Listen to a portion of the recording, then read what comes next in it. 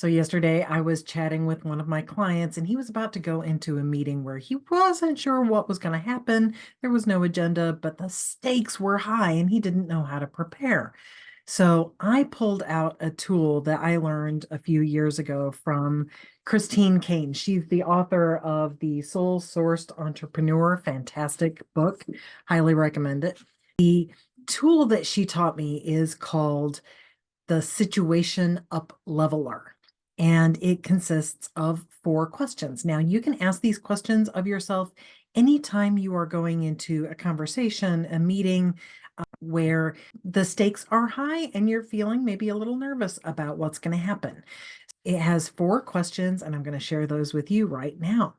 The first question is, who do you want to be in this situation? What kind of person do you want to be? You can, if you want to, imagine who would be the ideal individual, somebody that you know, somebody that you admire, somebody that you think would knock the ball out of the park. They would have it in hand.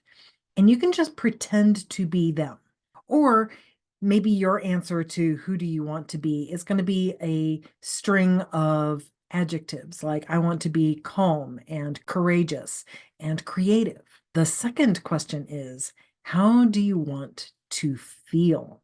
We're going to be looking for feeling words here. So maybe confident, interest, supportive. The third question is where the magic for me starts to happen. And that's a question about what internal outcomes are you looking for?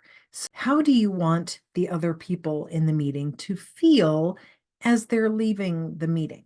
You might want them to feel like a sense of belonging, or maybe you want everyone who was there to have the sense that everyone got to be seen and heard. Whatever for you is the way you want people to feel. What do you want people to take away?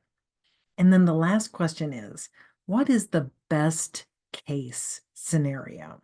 Most of the time, we humans, especially we North American folks, we can get so caught up in what could go wrong, the ways in which this one meeting could tank my career. And I live in a van down by the river. You don't have to always think of what could go wrong. In fact, when you start thinking about what could go right, what's the best case scenario, you actually tap into a different way of thinking. And then you can start thinking about, how do I create these outcomes?